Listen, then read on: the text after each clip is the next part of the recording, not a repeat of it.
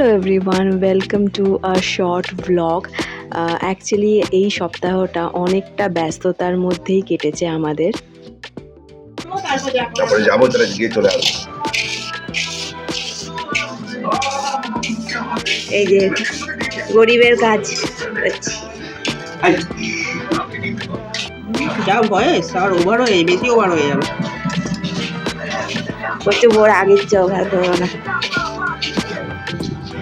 কারণ most of the week আমার ঘরটা পরিষ্কার করতে করতেই চলে গেছে।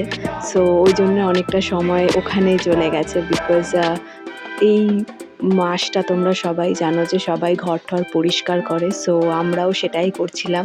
আর আমি ওটাতেই বেশি ব্যস্ত ছিলাম, সেই জন্য ব্লগটাও খুবই কম করে ওঠা হয়েছে। এদিনকার বৌদি কিন্তু বানাচ্ছিল একটা খুব নতুন জিনিস, চিকেন নাগেটস, হোম মেড, তাও আবার।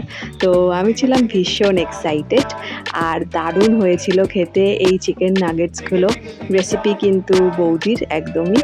সো ভীষণ মজা করেছিলাম, আমরা সবাই একসাথে বানাচ্ছিলাম।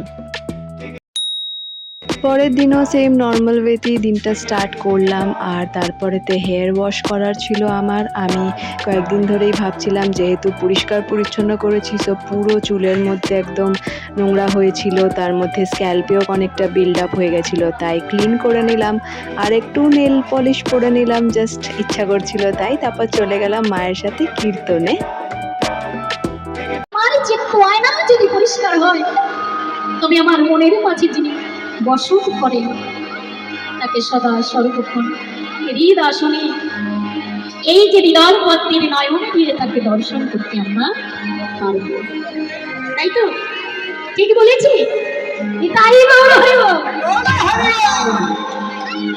বলেছেন মহাদাবাকে ওখানে গিয়ে কিছু টুকটাক আমরা খাওয়া দাওয়া করে নিলাম, বেশ ভালো লাগলো অনেক দিন বাদে একটা মেলার মতন জায়গায় গিয়ে।